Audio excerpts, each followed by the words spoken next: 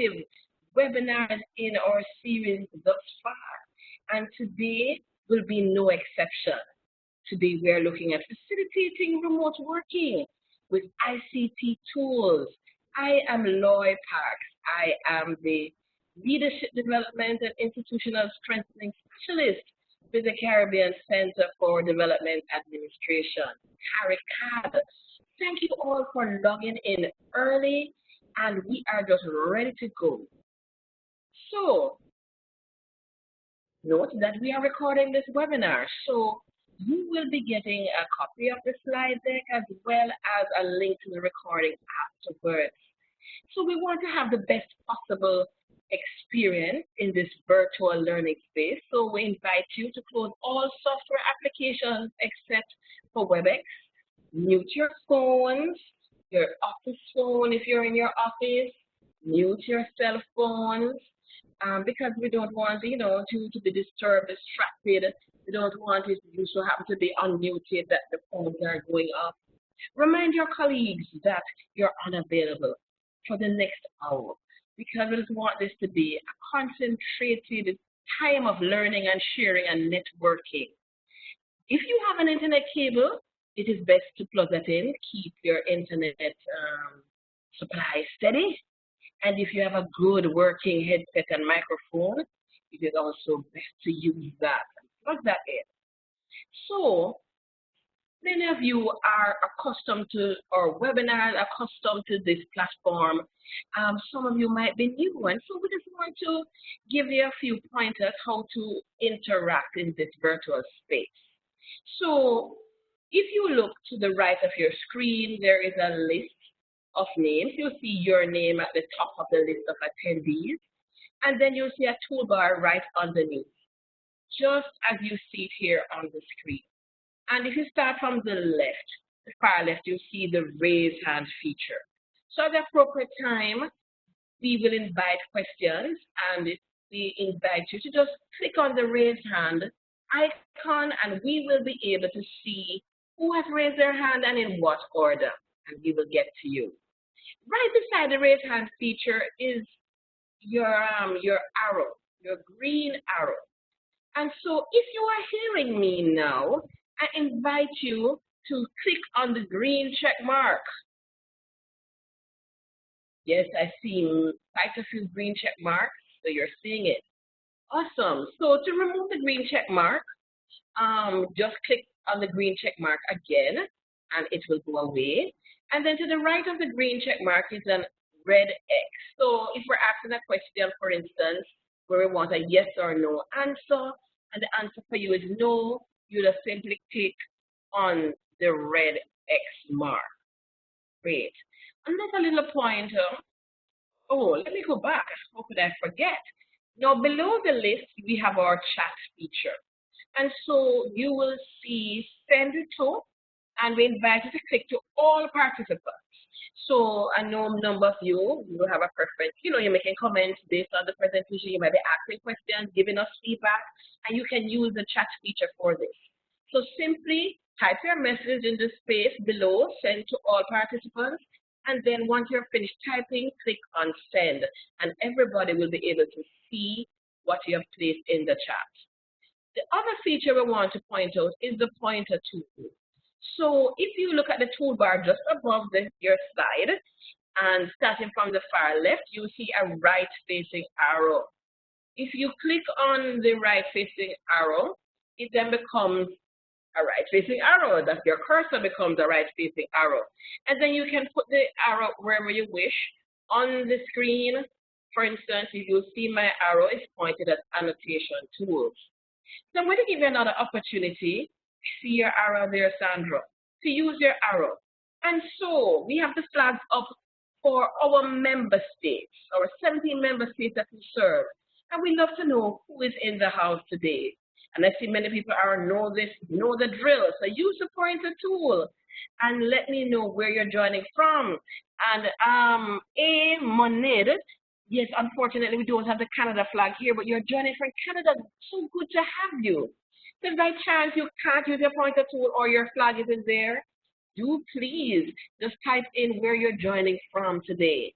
So I see somebody, Isaac is from, joining us from Grenada, um, lots of persons from Barbados, from Belize, from Trinidad, oh yes, from St. Lucia, from Jamaica. Of course, I neglected to put mine.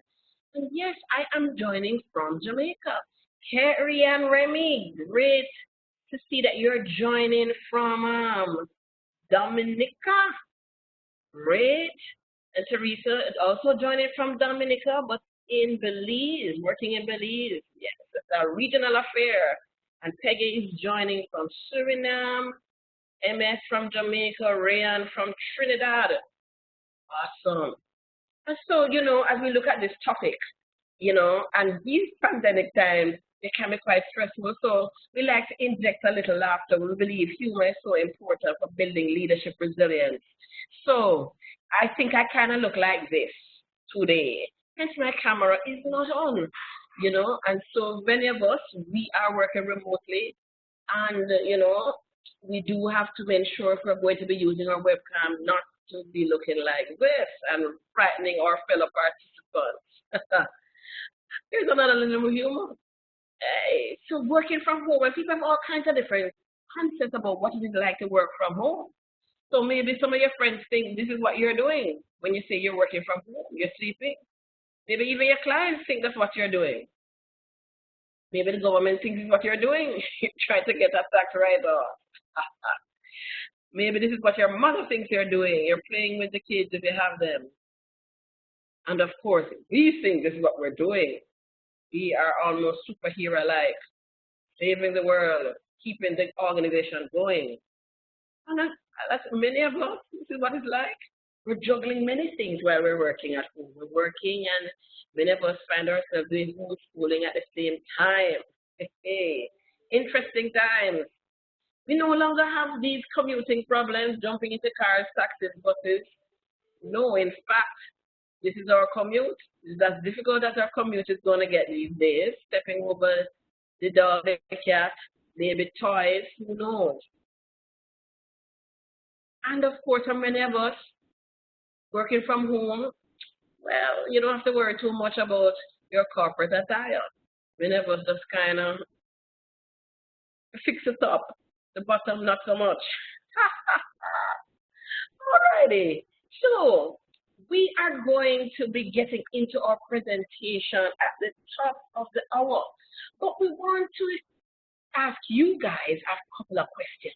So one, give me a green check mark if you and or your organization is currently using remote working arrangements. So give me a green check mark if you are currently using remote working arrangements. So Yvonne, I see you have your hand up. Let me unmute you. Yvonne, you had a question? Hello, Yvonne? Hi, sorry, I think I accidentally did that. No problem. Just click back on the hand and it will come down. Great. Okay, let me do that now. All right, so I see quite a few of you do have remote working arrangements currently. Manita in Canada has it. Adrian, Berkeley, Cindy, Derek, Edward, and Esther, and Francis, and Isaac, Leslie. It's so good to see so many of our alumni here as well. Awesome. So Ryan, Rosamond, is my colleague. Sandra, great. So lots of you. So I'm going to invite you to take down your green check mark. And so I see Peggy said, yes, she has remote working arrangements. Teresa as well. And Teresa is with, it is 5 seasons in Belize, Caribbean Climate Change Center. So take down your green check mark. Here's the next question. Give me a green check mark if you and your organization started remote working arrangements since the pandemic. So some of us, we had a remote working arrangement before the pandemic, like myself personally. But some persons, we started the remote working arrangements because of the pandemic. So if you or your organization started remote working because of the pandemic, let us know. So Money started because of the pandemic. Also Adrian, Berkeley as well, Esther, Isaac, Carrie Ann, Leslie, Mary, Melissa, there in Guyana, Pauline, Rayan, Sharian, Sharon Howard, and also Sharon Mangrove. If I'm pronouncing your names correctly. So Peggy says we had remote working arrangements, but they improved and increased options, I guess, after COVID-19. And indeed, that was our experience also here at CARICAD. We had it before, but it got expanded with COVID. As Shirley Ann also has started remote working arrangements because of the pandemic. The last question I wanted to answer for us is this, and I have my pointer at that question. What are some of the challenges you have experienced in using ICT tools to support remote working arrangements? And so you can type your challenges in the chat. You can also raise your hand, and we can hear those.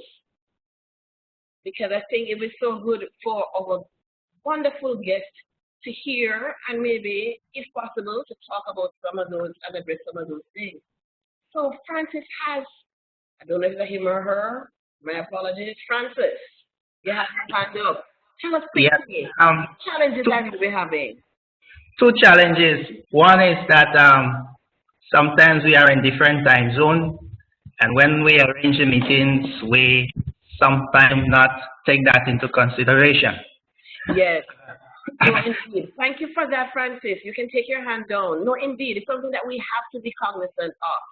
I mean, in CARICOM, I think we have about 4 different time zones, so we have to be mindful of that.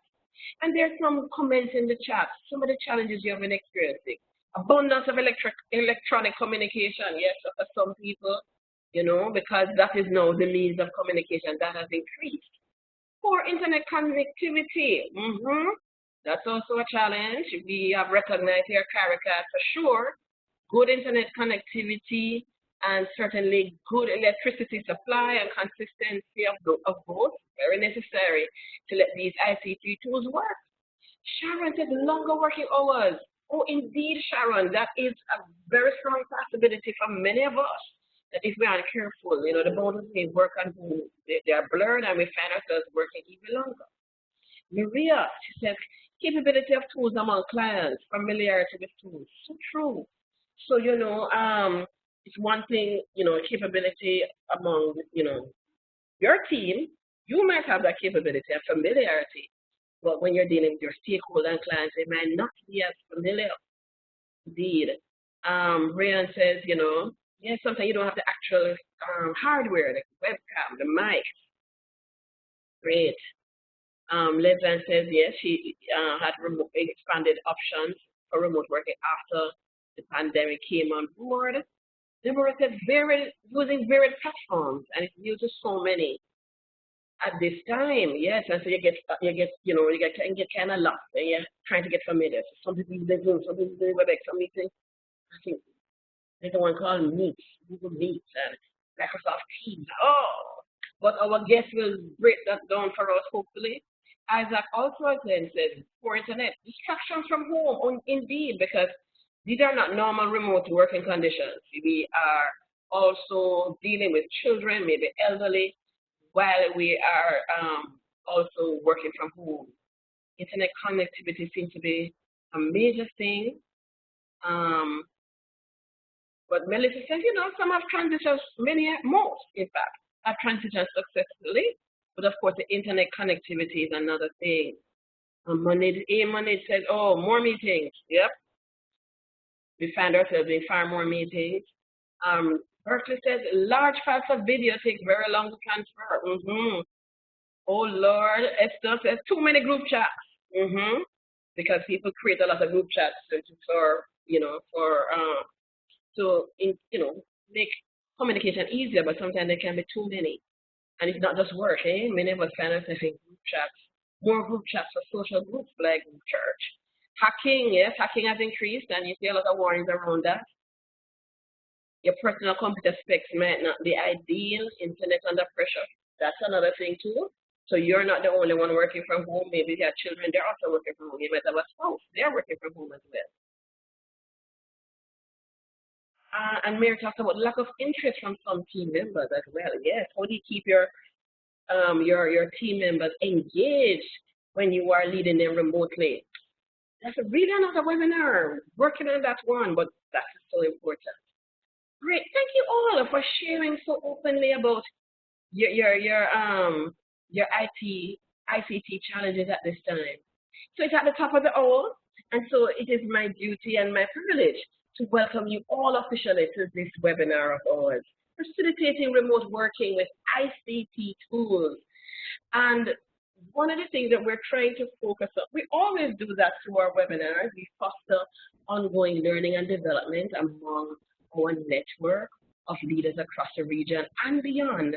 But we are also looking at our current circumstances and looking at how can we, through our webinar series, equip you, our clients, our network, with information and tools to equip you for dealing with these circumstances that we find ourselves in as a part of this pandemic.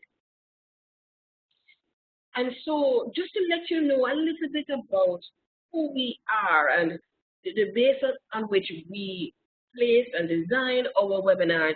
Our webinars are aimed at contributing to the principles under our Caribbean Public Service Charter.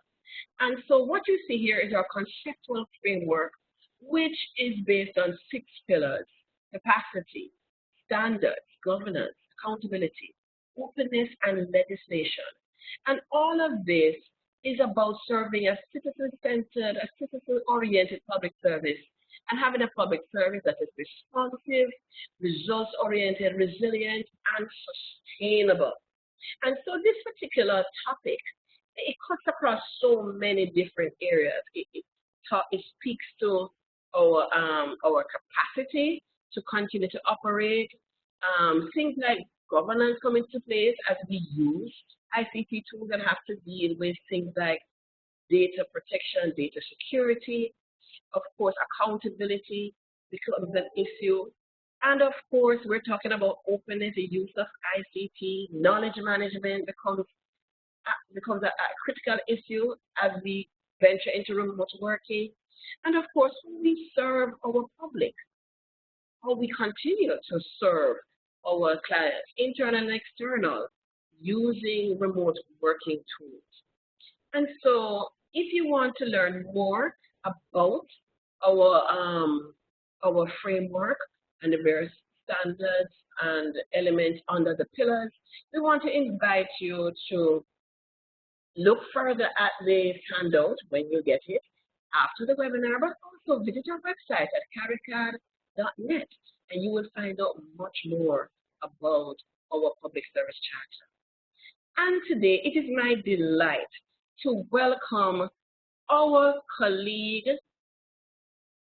Ashish we consider Ashish a friend of CARICAD. Ashish is a senior executive with over 15 years experience working with regional and international organizations in a variety of functions, including strategy, leadership, business development, digital transformation, among others. He is currently the Chief Executive Officer for Unified Networking Development Systems Limited. And so he's based in both Trinidad and Barbados. And he's the organization's first CEO, and he has responsibility for strategy and the overall health of the business. His resume is long, but suffice to say, he has worked in a number of capacities in academia, in business, and there is no other who is eminently qualified to share with us about facilitating remote working tools using the remote working arrangements, using ICT tools. So Ashish, I am passing the ball to you, and it's over to you. Hi, good morning, everyone. Thank you so much, Lois, for that excellent introduction. I don't think I could have done a better job myself. You really do make me out to seem a lot more smarter than I actually am. So thank you for that. No, just before you get into Ashish, everyone, we will allow him to do his presentation uninterrupted. And then if you have questions, you can start to type them in the chat as you go along. But after the presentation, we'll take questions where we'll look in the chat, take your questions from there, and also you can raise your hand and we will acknowledge you and take your questions at that time. Ashish, over to you. Yeah, so thank you very much for the introduction. It's definitely an honor and pleasure to be here to be able to present to the audience in the webinar on ICT and the remote working functionality. As Lois said, we've worked together at CARICAD with some other webinars, and I've always found it to be a very pleasant and positive experience being able to present to the team and working with the team to get to this point. So as Lois said, we'll take some questions after by raising your hand. My presentation isn't terribly long. I don't mean to give anybody death by PowerPoint. And I know that sometimes being a remote, one of the key things is that we need to be able to have people interacting and also persons to pay attention, because sometimes when you're remote working, it's difficult to be able to hold person's attention. So with that, I'm just going to load up my presentation and we can go from there.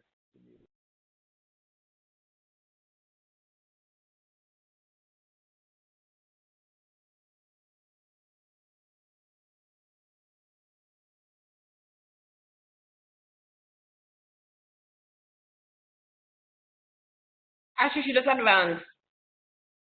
Oh, you just want me to advance? Yes, yes. You don't have to. You don't have to upload. You just advance the other one.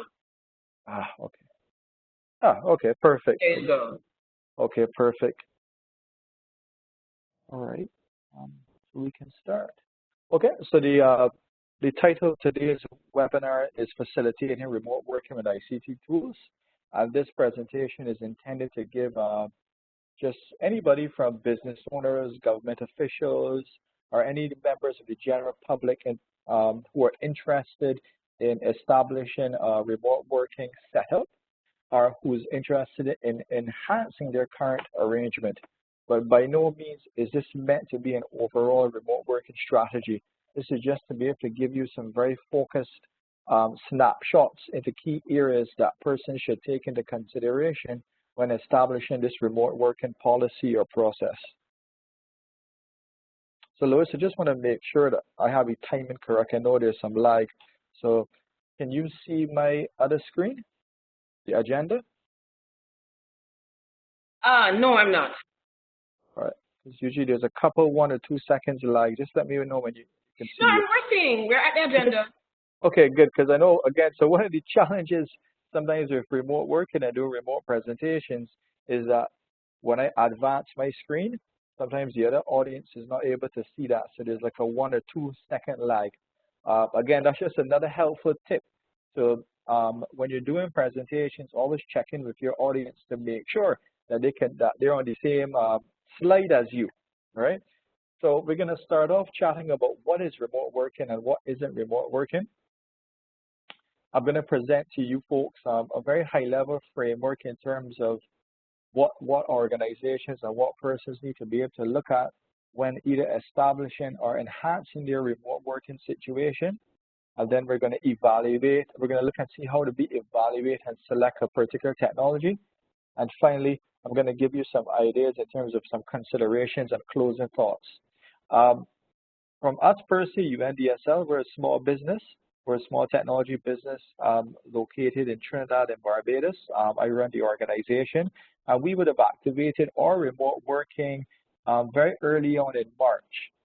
However, prior to that, we were using remote working just like how a number of you guys have been using it before. We again had just ramped it up significantly. All right. So I'm sure that some of you are familiar. Well, I'm hoping some of you are familiar with Dilbert. And it's always good to be able to inject a bit of comedy into the presentation so that we keep everybody involved and the engagement and the interaction high.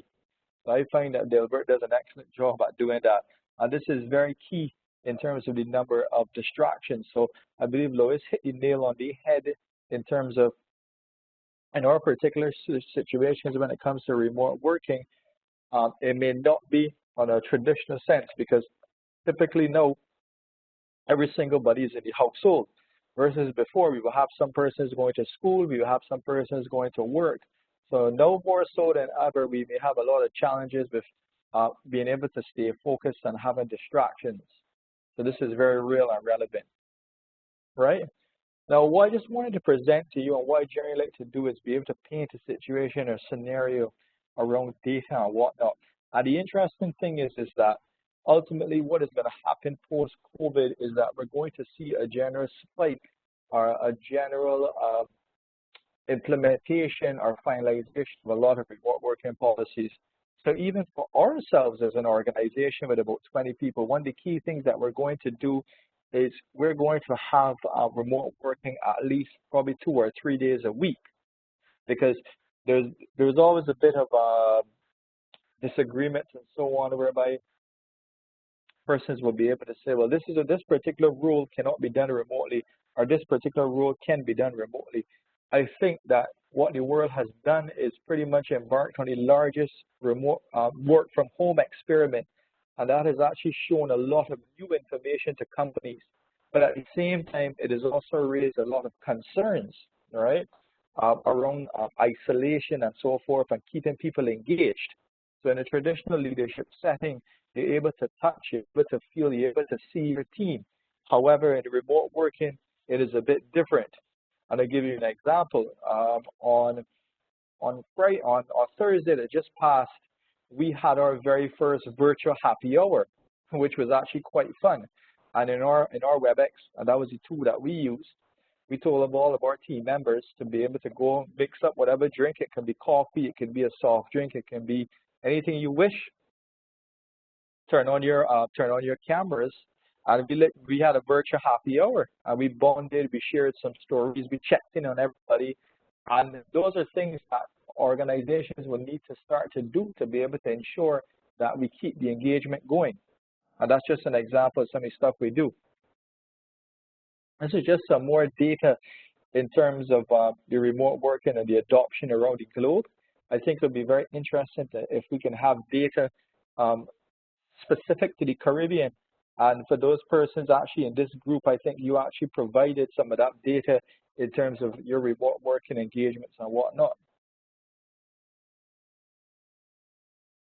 So just again, from a very high level, these are some of the 2 most commonly used tools. And we also would have Microsoft in here as well. But what really has happened in the past month or so, we've seen pretty much explosive growth of these tools. And that has came with both its pros and its cons in terms of security, and also being able to recognize and understand which particular tool is right for you.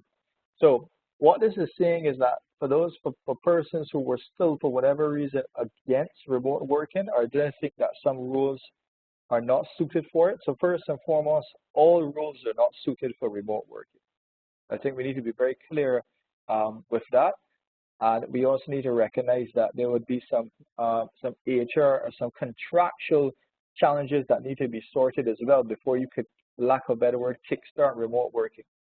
But remote working is definitely here to stay, and we just need to put certain measures or processes in place to ensure that it is indeed a success. Now, when people think about remote working, the first thing they think about is WebEx, Zoom, or Microsoft Teams, or there's some other applications that Lois had mentioned as well. But remote working is just more than just a WebEx or collaboration. Remote working, in essence, is being able to perform your role and not be physically bound or binded to an office or a place where you need to get it done. It could be at home, it could be at a beach, it could be literally anywhere. The key thing is that you have you're collaborating with your team, and you have access to the technology to enable you to function, right? So you have email, you have different Office 365, you have WebEx, you have Microsoft Teams. All of that encompasses remote working. So remote working is just not WebEx or Zoom. It's actually a lot more. And as I said, the common theme that these definitions share is the ability to really get your work done. And the ironic thing is that it's not so much about the technology, it's more so about adapting to the different styles of working, especially for leaders and employees and persons in general, because you're not able to see that person. we may not be able to measure in a traditional sense. And when I say traditional sense, measurement usually comes in the forms of timing and clock in and clock out and so forth. I prefer to measure based on value. So output is my measurement, right? Not necessarily what time you come into a physical office or what time you leave. Me personally, I'm more output oriented, and some roles are generally more output oriented, versus some of them may be more clock in and clock out.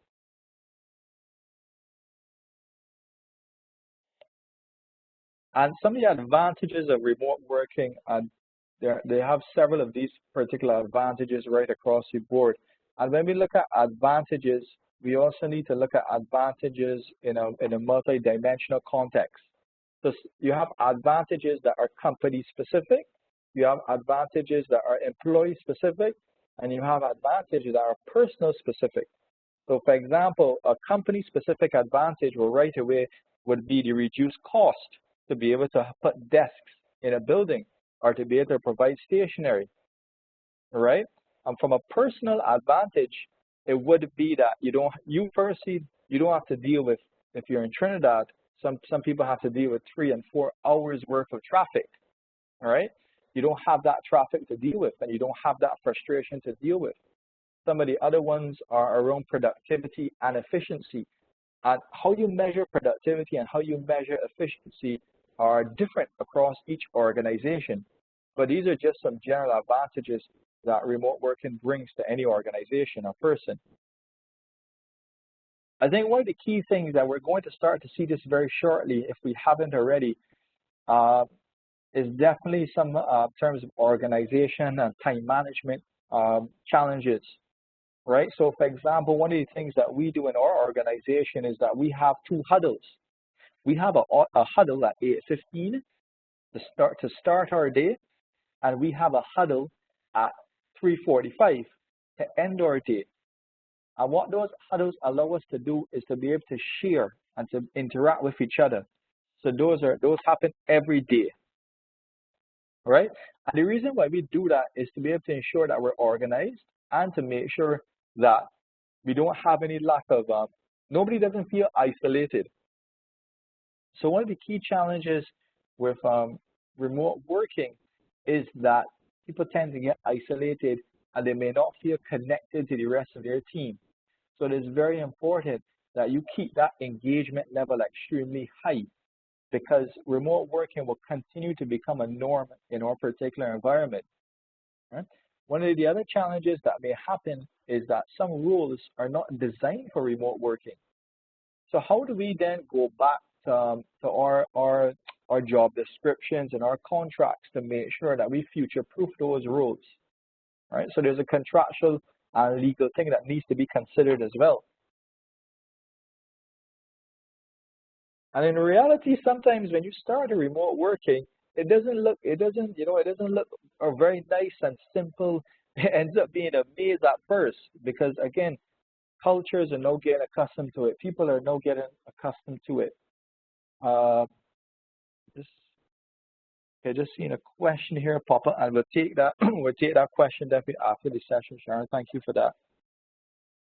Sometimes when people describe things in a nice PowerPoint presentation or a nice manual, in reality, it doesn't really look like that. It really depends on the culture, the type of company, and the type of role. Each organization is very different. And what we're presenting to you today, again, is a very high-level framework that you can use to be able to either implement or enhance remote working within your particular context. So from a framework perspective, what I've devised based on research, my own experience, and just general thought process, and by no means, again, is this meant to be a remote working strategy? It's not meant to be a thesis. This is just high-level guidance. Is that for remote working to be successful, we need to be able to check 4 boxes, right? And those 4 boxes revolve around culture, the process, role alignment, and finally technology. Now, it isn't a situation where one particular dimension is more important than the other. However, I will stress that culture and process and policy are key. From a technology part, technology is an enabler. So if we were to look in the project management discipline, and we were to look at the failure rates of technology across projects, one of the key things that would always stand out are A, a lack of change management, B, not having B, not having clear goals, and sometimes C, not designing the technology in such a way that the interface is simple. So I just want to be able to reinforce that technology is part of a wider equation. We need to look at the culture of the organization. We need to make sure that we have the process and policy in place. We need to make sure that the persons who we're asking to embark on remote working, is their roles aligned to it? Do we need to go back to the JD? Do we need to go back to the contract? And then finally, how do we select the best technology to be able to get this done? So do we go cloud? Do we go on-prem? How do we look at security? How do we look at connection costs? So this is a multidimensional framework that organizations should consider when embarking on their remote working strategy. From a culture perspective, one of the key things with remote working, and we've noticed it in our organization, it can be very easy to become disconnected. So we need to focus on communicating. Specific to COVID, but no more so than ever, we need to continuously communicate. We need to over-communicate. We need to be very clear in what is it we want to do, what our priorities are, and what is going on in the business. As I mentioned, we can set huddles for team members at specific times to make sure we have that link. Sometimes in a lot of these remote working setups, it's a lot easier to be able to create smaller groups than have these very large teams. And one of the key things I mentioned is that how do you motivate and how do you engage your staff when we can't physically be present with each other? So an example of that, as I said, we had our first virtual Happy Thursdays, or whatever you want to call it. But we need to find ways to be able to keep our people engaged, right? When possible, continue meeting in person, and we need to be able to increase recognition as well. One of the key things that we also need to be able to do is beyond the signs of people who are stressed. And if you know your people, you should be able to pick up very subtle signs of stress, or people are uncomfortable. This is something very real now, especially given the circumstances that we're in. Most of us are in countries that are we have stay-at-home measures, we are in state of emergencies, we have lockdowns, and I use that word very generically. But all of these things create different stress and traumas and psychological impacts on the way we behave. How do we make sure that we're there for our team if we can't see them, all right?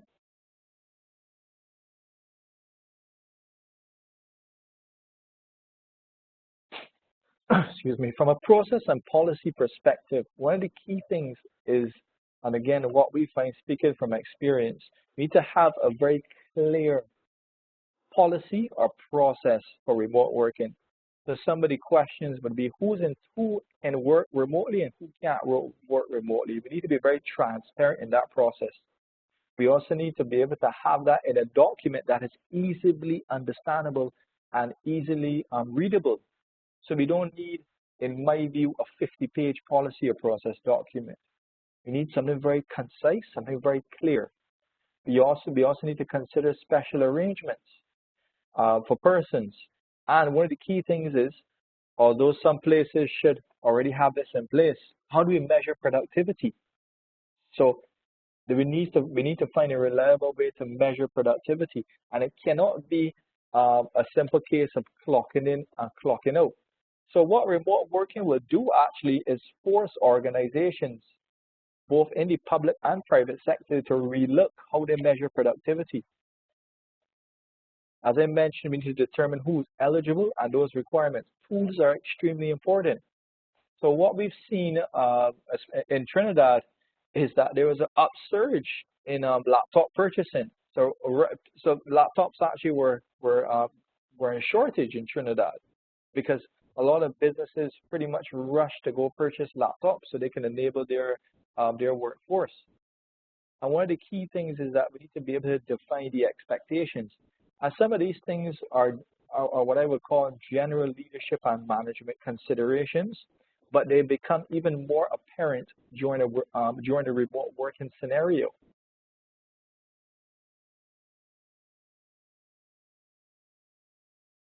One of the other things we need to focus on, of course, is role alignment.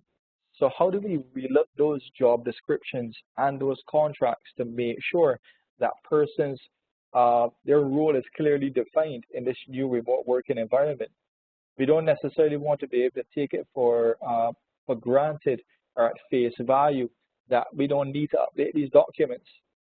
These documents will need to be updated depending on that person's role to look at the impact and so forth. As a general guide, what may happen is that we will, from a business perspective, some of the processes will need to be reevaluated because what may have been relevant in a more physical environment may not be relevant in a remote working environment. So do we go about doing some very high level business process re-engineering, or do we zone in on specific functions? So again, when people speak about remote working, BPR may not be the first thing that comes into play, but we do need to consider how this is going to impact our current processes and how this is going to impact persons' contracts and their job descriptions.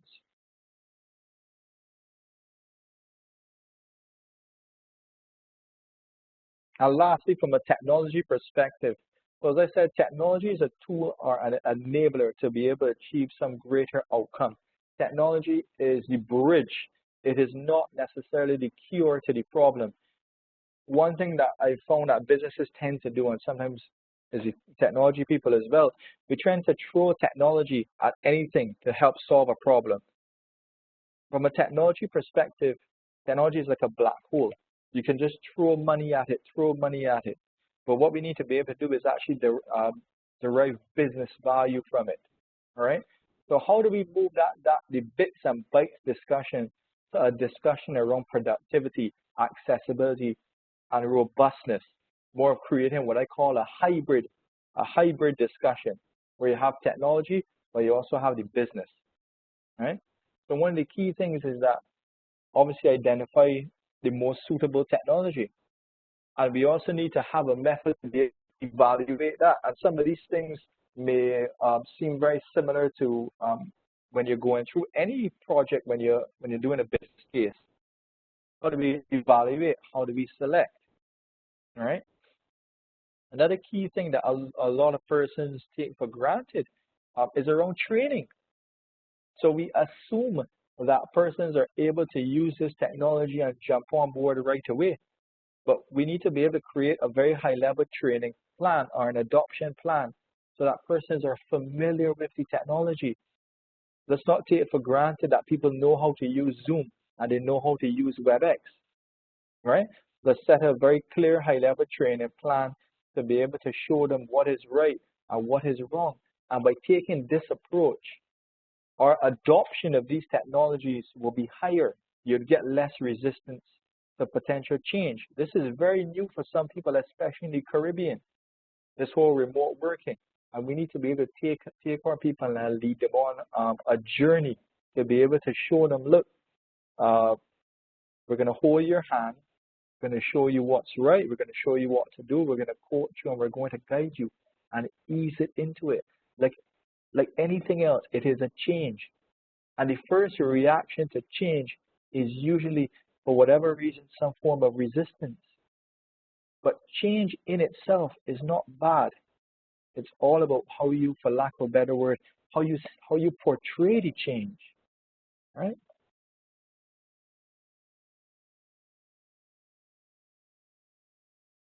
From a tool perspective, there are different types of technology tools, and based on your needs, you can select the one that is most suitable to you and your organization. And some of us may be very familiar with some of these tools. So WebEx, we have Zoom, we have Microsoft Teams, But how I've broken down them for you is that I've broken them down into three types. Real-time communication tools focus on messaging and voice. So Slack is a very popular one. We have Microsoft Teams, which again is real-time. So real-time can be very similar to WhatsApp. You message in real-time, you communicate in real-time. We have video collaboration. Video collaboration is focused more on this, doing webinars, doing meetings, doing huddles. And finally, project management, right? So from the project management perspective, the project management tools focus now more so on sharing work, sharing documents, sharing tasks. So if you were trying to assign tasks to persons, WebEx may not be the best tool. We may need something like Trello or Basecamp. Additionally, the other tools around this would be items like Office 365, whereby you can share different files instead of sending them back and forth by email. So when you think of remote work, don't necessarily think of only WebEx and Zoom and Microsoft Teams. Remote work encompasses everything else. Remember the definition of remote work, or the general definition, being able to perform all of your tasks from anywhere, right? And I'm sure that some of our tasks include working on projects, sending emails, collaborating on the same file. So your organization may end up investing in several of these type of tools to be able to get their remote working to a point where it's working for them.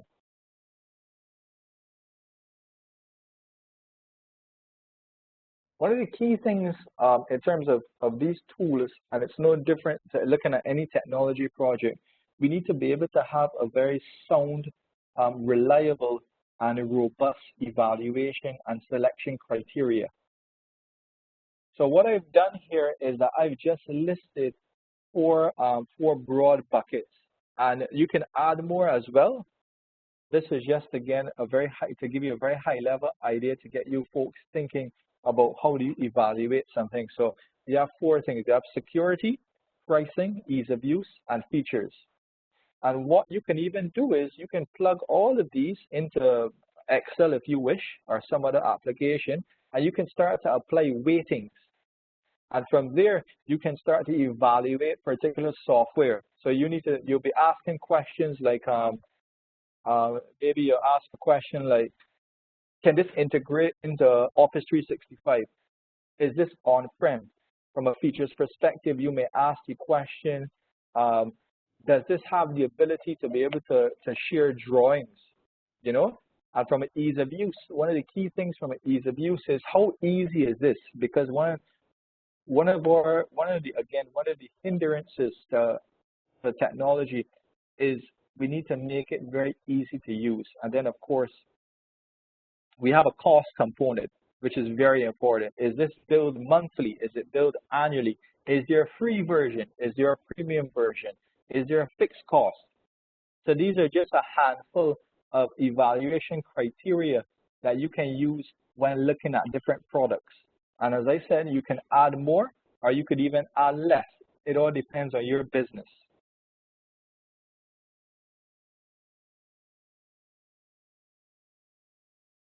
Right? These are just some general closing considerations before we start the questions and so on.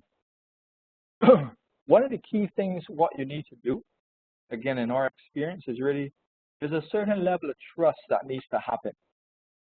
Now, we have to be mindful that, again, we cannot see everybody face to face, so there needs to be trust. There needs to be a culture of trust that when persons say that they're working X, Y, Z, or they have it covered, that we trust them to make sure that it's going to get done. And if it's not going to get done, then they're going to communicate back to us and tell us A, Y, or Z. So we need to have a culture of trust. And that doesn't have anything to do with remote working, to be very honest. That has to do with the organization's culture, right? Sometimes when we're going through this, we need to call people, call them, turn on your video. We have always found that turning on your video helps. When somebody sees you smile, what is your first reaction? To smile back. It's contagious. Turn on your video. create an environment whereby it's okay, right?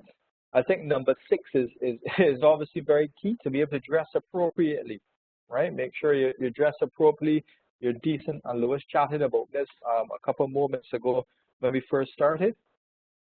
Some other key things are, especially now, in terms of what we're going through with COVID and so forth, we need to be able to reinforce what does a post-COVID world look like? With a lot of there's been a lot of isolation, a lot of sadness happening, but you need to continue to motivate your team. What does it look like post-COVID? We're getting back in our strategy. We're going to start back flying. We're going to do this. And as leaders and managers and just general people, we need to create that positive energy, because what we're going through right now is not normal circumstances, right? And I think one of the other key ones is that, and again, Lois had mentioned some of these before we started. In terms of your environment, you need to find an environment where you're comfortable and that is well lit and so forth, especially from an ergonomic perspective, because what you don't want to happen is that you don't want to necessarily strain a lot of your your hands and whatnot if you're not sitting in the right environment. And then finally, and this may seem very transactional, but it helps, especially if you're in a large group. When you start to respond to a question, or you have a question, or you want to say something, it always helps to be able to identify yourself. Remember, we can't see each other, and we may not be able to know in a large WebEx or a large webinar who's speaking. So identify yourself prior to speaking, right? And these are just some handful of tips that could be applied across any particular scenario, right? And I'm just going to open it before Lois. I'm going to pass it back on to you to take control, so we can open up the floor for any questions. Yes, thank you so much, Ashish, for your presentation. And so we started to see some questions in the chat. So let me go through. So Sharon asked, have there been concerns with the costs that are passed on to individuals? Example, into connectivity, air conditioning, hardware? Yeah, so Sharon, that's actually a very good question, because technically what is happening is that you, the individual, are bearing costs that at one point in time the company should be bearing, such as the connectivity and so forth. Regarding the hardware, it is a norm for companies to supply laptops. I think one of the questions that we've seen or has been happening is that you may now need to increase your bandwidth capacity at home. So one of the considerations may be, how does the company know or the institution help supplement that cost? And again, you see how it ties back to the person's contract or JD, because in a lot of jobs or a lot of roles, you may not see something whereby an employer, and I'm talking about the private sector, an employer may not necessarily cover internet costs at home. But if you're asking me to work at home now, but I need a faster internet connection, then I think that should open up a discussion for either maybe a partial payment or some consideration. But it is a very good question, right? So I would suggest that those things be raised directly with that organization in terms of the management team, to be able to see how are those things handled, because no doubt that will come up. From a laptop perspective, the industry norms and the tools, a company should provide persons with the basic tools, and that should be pretty clear cut. But the internet connectivity is one that we've been seeing. So a lot of persons have been saying, well, I now need to increase my bandwidth at home. But okay, who pays for that? Because I'm doing it to be able to facilitate remote working. So that's a very good question. No, indeed, and I see that Chandler has reiterated that this is an issue for teachers who now suddenly find themselves doing online teaching. I would also add, there's another dimension to that. So there's a cost that the employee now finds themselves undertaking. increasing bandwidth, for example. But there are also instances of special allowances that are attached to working in an office. And then the question I have been getting is also, do you continue to pay that? So, give an example. People get a lunch allowance. If you're working from home, do you get a lunch allowance? And so there are a lot of these other things that have to be worked out. And so, particularly because of the issues that we're dealing with broadly, with COVID-19, I would say, you know, people have to work with some amount of give and take and compromise until the organization can, hopefully quickly, but get the chance to fully work out these issues. These issues will not be sorted out all at once. So do keep your questions and comments coming. There was another question from Jamaica. What is the best free tool to help me organize my tasks? Things like list view, by priority, urgency, etc., with reminders if necessary. So Ashish? Yeah, so from a tool perspective, I mean, there's several tools to be able to organize tasks. I think me personally, if you have it, what I generally use is I use Outlook to be able to flag a lot of my tasks and set reminders in my calendar. However, what you can start to explore are the applications that I mentioned, such as Trello and so forth. There are a lot of other tools that you can use. I mean, there's some ones for free. There's some ones for you that you pay for, but Trello is a good one. There's another one called ClickUp is another good one.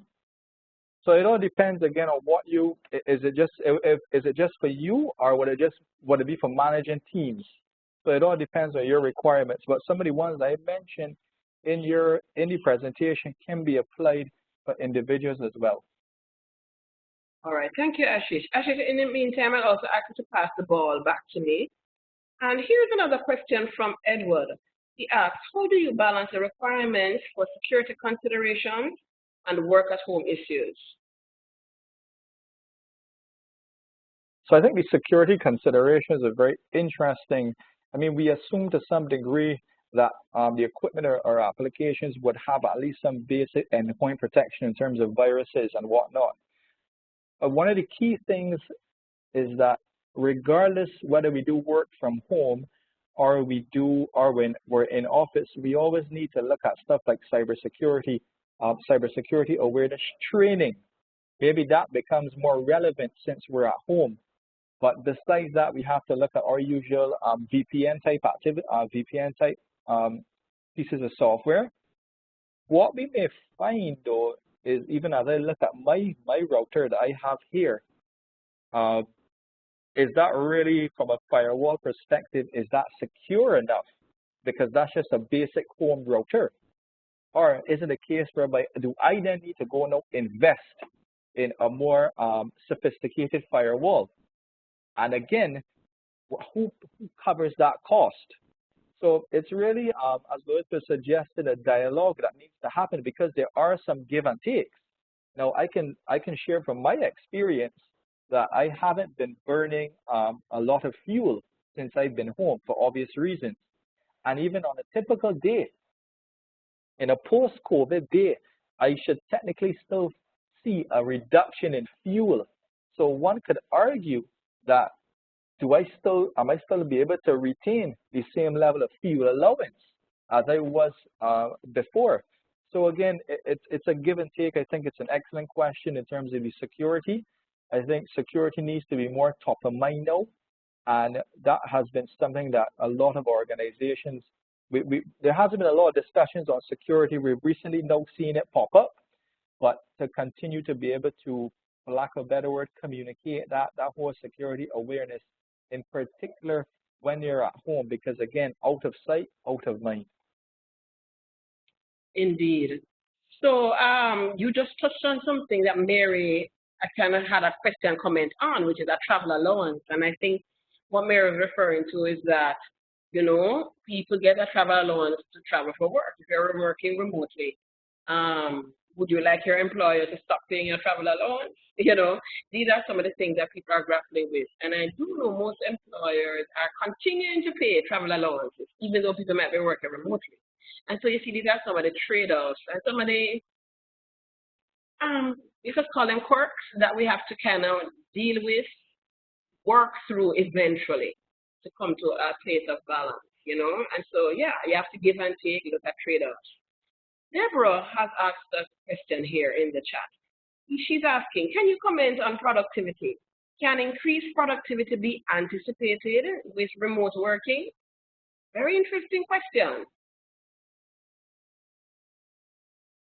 So, Yeah, Ashish, or anybody else, if you have, you know, anybody wants to raise their hand, you know, when I say Ashish alone should respond. yeah. I think let's get I'm some thinking about feedback. that, have a view on this. Please do raise your hand. Go ahead, Ashish. Yeah, and I think that's a question that we're still that we still struggle to answer.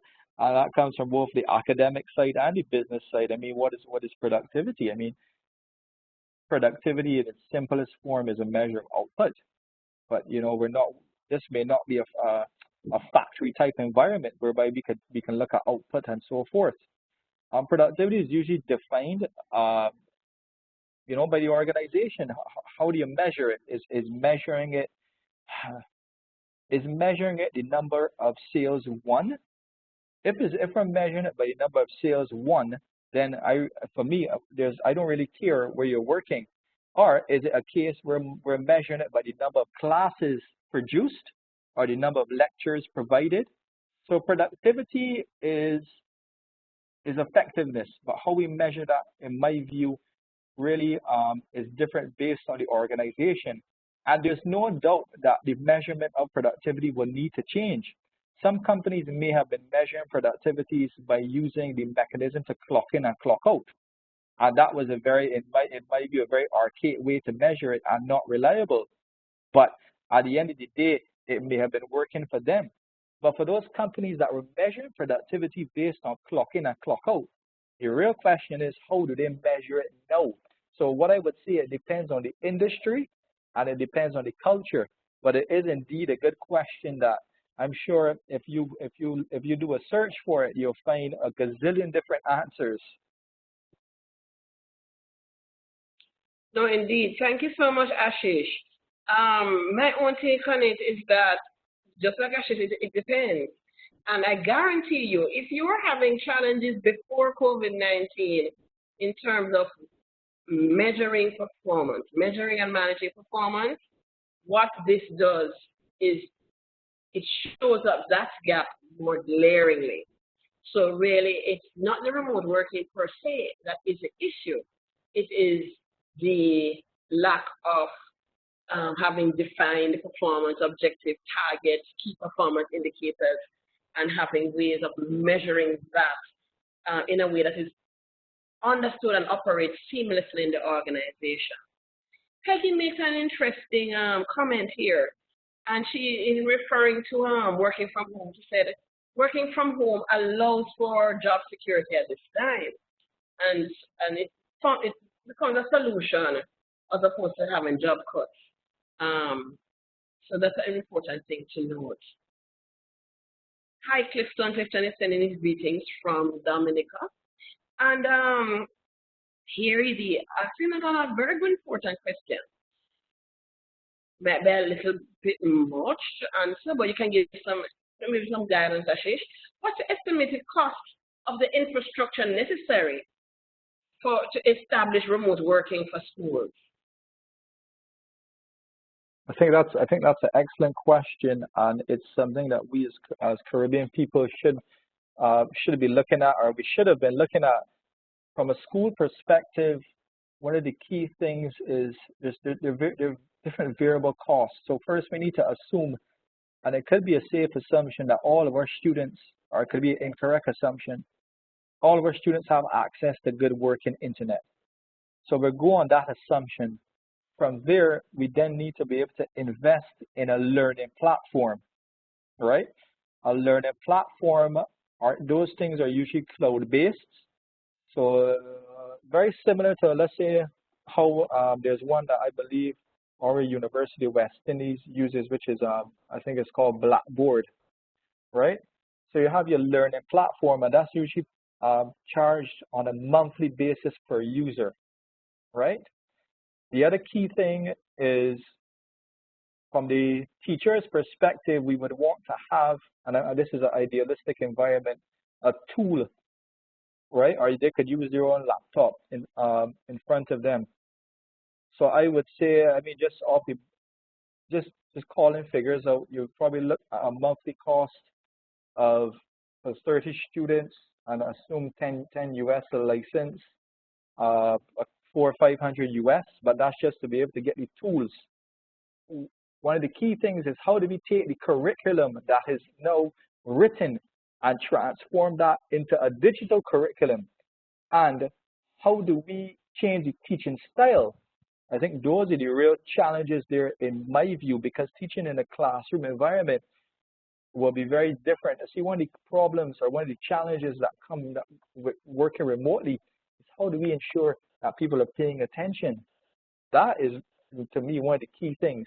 From a technology perspective, we've actually found that a lot of schools have actually been able to utilize a lot of these remote working tools very quickly, but they're using it maybe in a more ad hoc approach.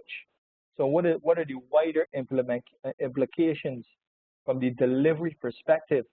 And I think that's really where we should be spending our time, because delivering a class or a lecture online versus in person, although the curriculum may be the same, the delivery needs to change.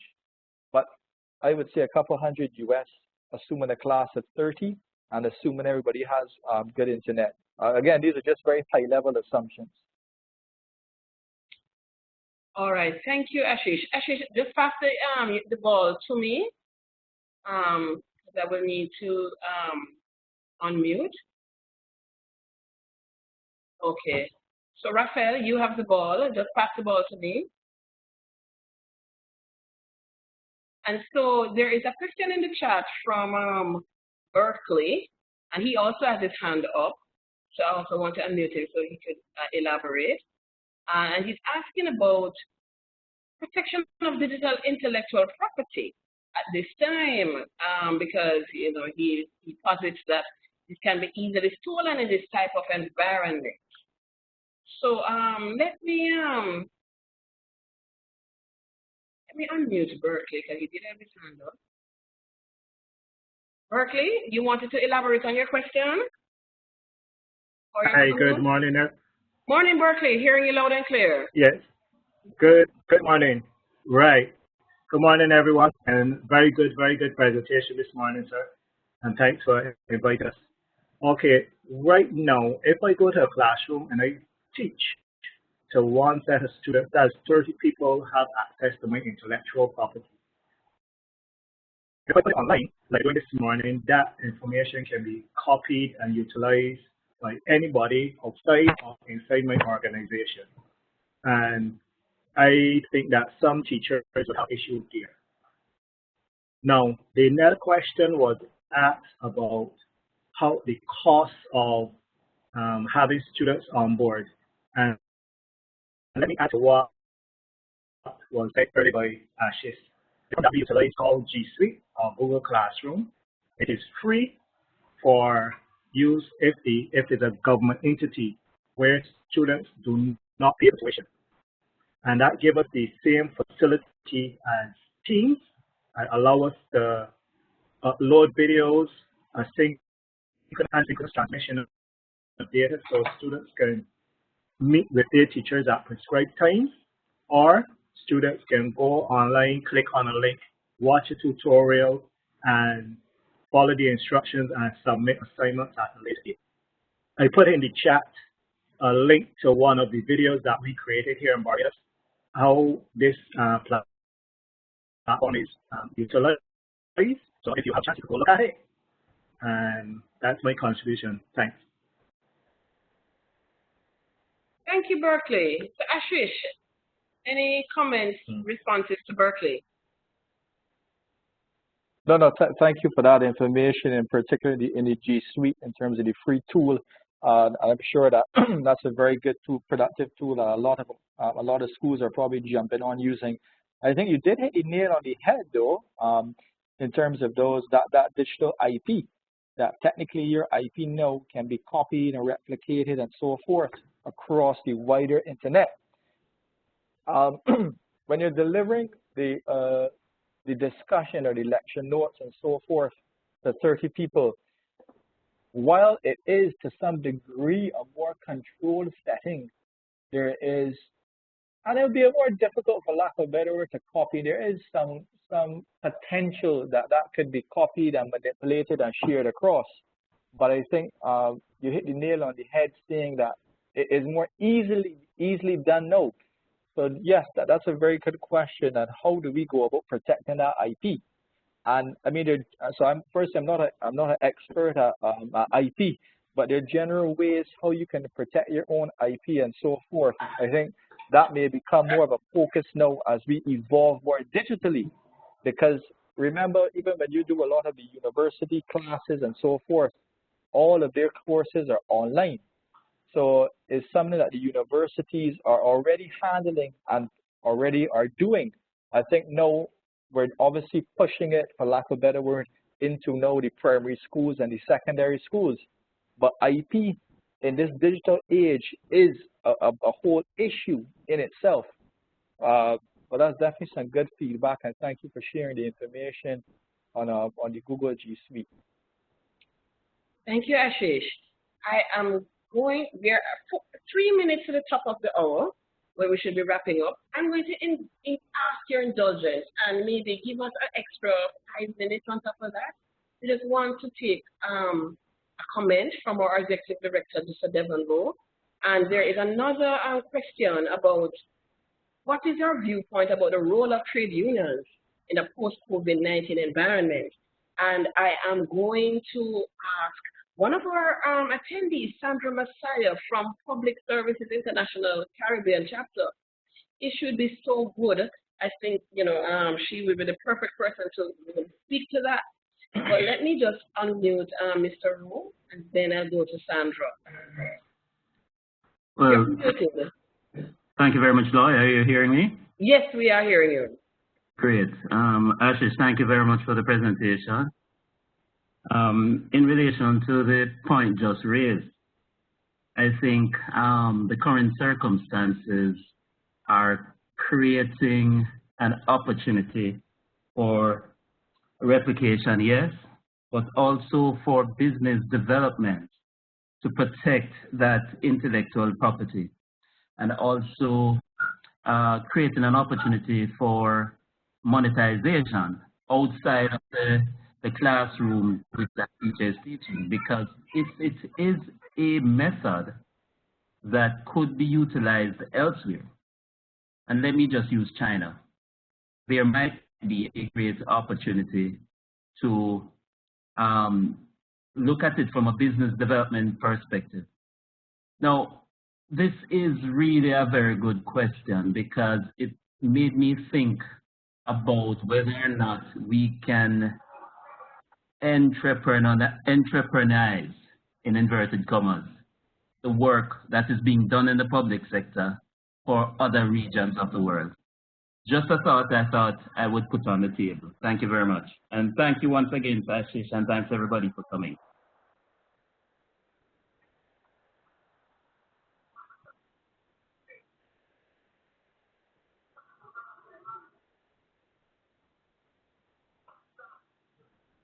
Thank you for that, Devin, that feedback, Louis.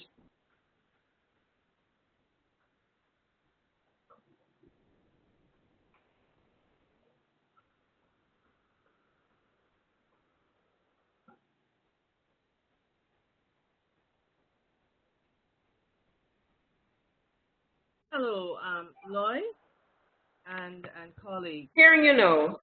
Perfect. I just got a little hung up there. Yes, thanks for that opportunity. First of all, for the benefit of the participants, I work for Public Services International, which is a global union federation. We represent, or perhaps better said, we have as or affiliates those unions in the public services sector across the world. We're 30 million members strong, and we are in every country that you could possibly think of across the world. In terms of the role of trade unions, in fact, this pandemic, and taken together with some of the other epidemics that we've had over the last few years, has highlighted the importance of public health and also universal health care. It highlights the importance of trade unions being involved at the base level in terms of sitting down in social partnerships and in social dialogue, looking at the investment in public services. And perhaps it is important to actually voice what I think most people know, that it is because of the lack of investment, because of the cuts in a number of countries to public health, to funding healthcare, that has made the COVID-19 situation that much more worse, because people are now scrambling. There was not the preparation, there was not the investment in training, there was not the investment in materials and PPE.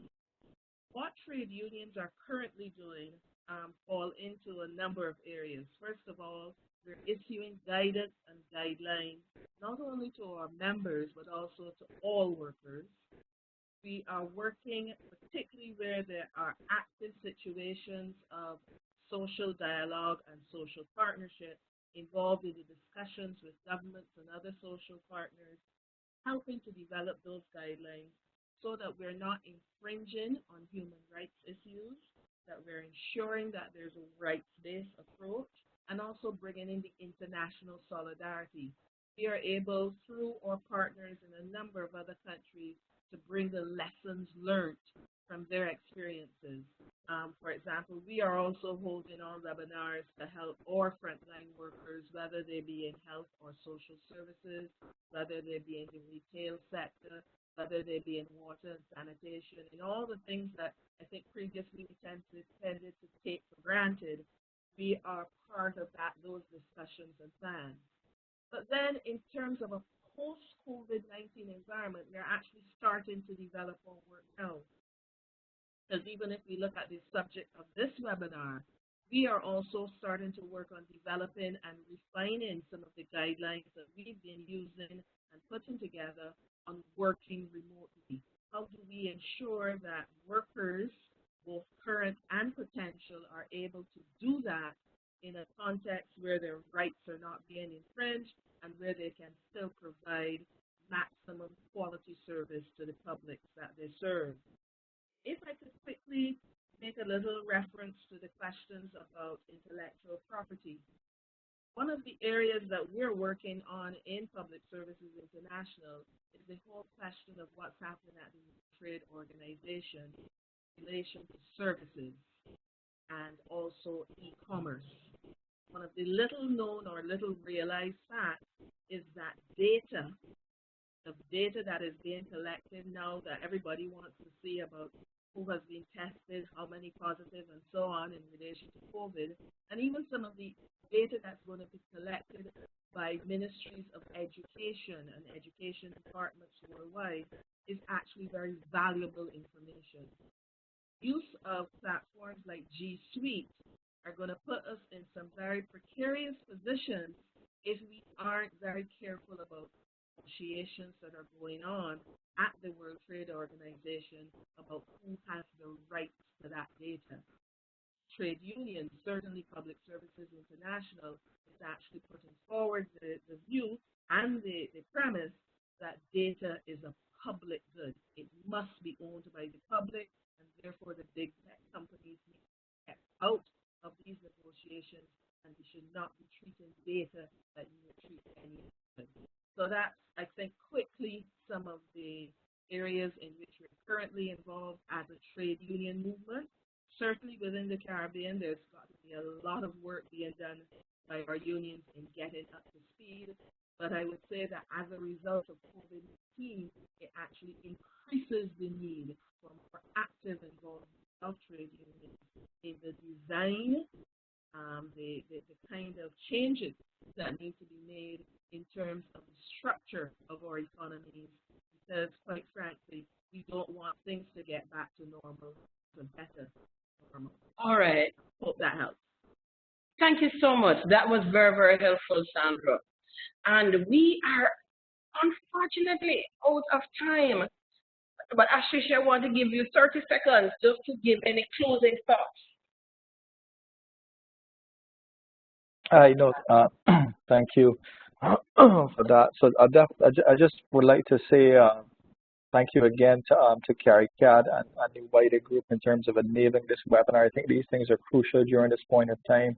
And from a closing perspective, I would like just the members to be able to focus on the real thing again is, while technology is very important and very crucial, we just in this webinar alone, we've been able to identify several other key points that will need attention, and to be able to know that we're still very much operating to some degree in an ad hoc manner.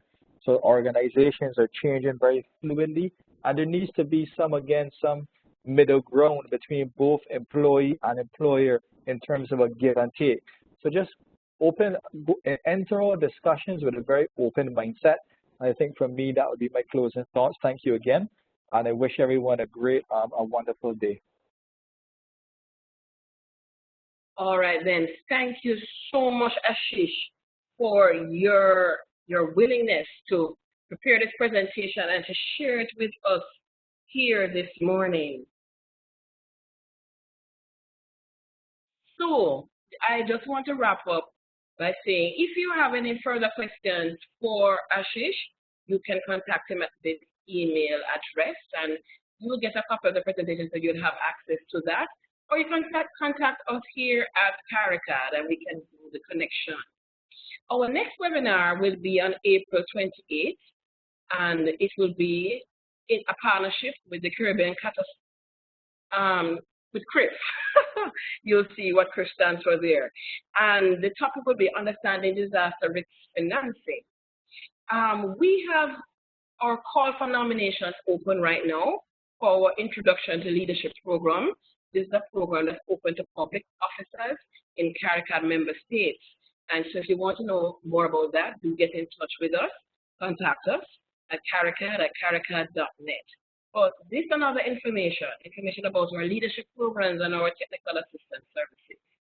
Thank you once again, and we are going to just ask you not to just log out, but we're going to ask you, please do fill out our brief poll.